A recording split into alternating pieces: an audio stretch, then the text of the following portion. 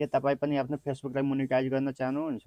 फेसबुकको नयाँ अपडेट आइसकेको छ जसले गर्दा तपाईँ आफ्नो फेसबुकलाई सजिलोसँग मोनिटाइज गर्न सक्नुहुन्छ। फेसबुक मोनिटाइज गर्नको लागि 6वटा क्राइटेरिया दिएछ, जुन चाहिँ पुरा गरेपछि तपाईँ आफ्नो फेसबुकलाई सजिलोसँग मोनिटाइज गर्न सक्नुहुनेछ।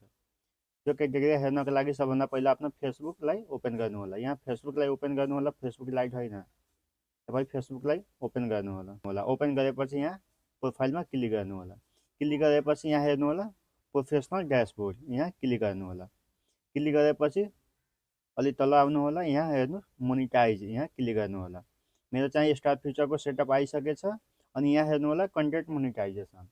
मेरो चाहिँ इन्डिभिजुअल छ, अहिलेसम्म मेरो कन्टेन्ट मोनिटाइजेसनको सेटअप आएको छैन, जसले गर्दा मेरो फेसबुक अहिलेसम्म मोनिटाइज भएको छैन। कन्टेन्ट मोनिटाइजेसनको सेटअप आएपछि मात्र तपाईँको फेसबुक मोनिटाइज हुनेछ। त्यो फेसबुक मोनिटाइज गर्नको लागि तपाईँलाई 6वटा क्राइटेरिया दिएछ, त्यो हेर्नको लागि यहाँ मोनिटाइजेसनमा क्लिक गर्नुहोला। यहाँ हेरेपछि हेर्नुहोला मेरो चाहिँ 5वटा सेटअप कम्प्लिट भइहालेछ, एउटा सेटअप मेरो बाँकी छ। यो सेटअप मेरो पुरा भएपछि मेरो फेसबुक मोनिटाइज हुनेछ। यसमा 6वटा क्राइटेरिया दिएछ, त्यो हेर्नको लागि यहाँ क्लिक गर्नुहोला।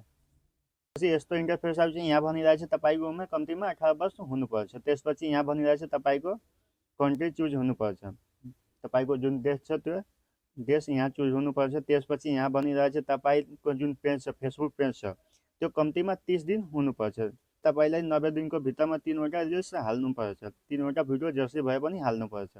अब यहाँ हेर्नु, तपाईँलाई फेसबुक मोनिटाइज गर्नको लागि कम्तीमा 10,000 फलोवर्स यहाँ चाहिन्छ। यहाँ हेर्नुहोला मेरो चाहिँ 38 से 42 मात्र फलोवर्स छ। मेरो चाहिँ 10,000 फलोवर्स पुगेपछि मेरो चाहिँ फेसबुक मोनिटाइज हुनेछ। त्यसपछि यहाँ हेर्नुहोला, यहाँ चाहिँ तपाईँलाई 28 दिनको भित्रमा कम्तीमा 1,50,000 भ्यू चाहिन्छ। 28 दिनको भित्रमै तपाईँलाई 1,50,000 भ्यू चाहिन्छ। त्यो चाहिँ पुरा गरेपछि मात्र तपाईँको फेसबुक मोनिटाइज हुनेछ। Thank you.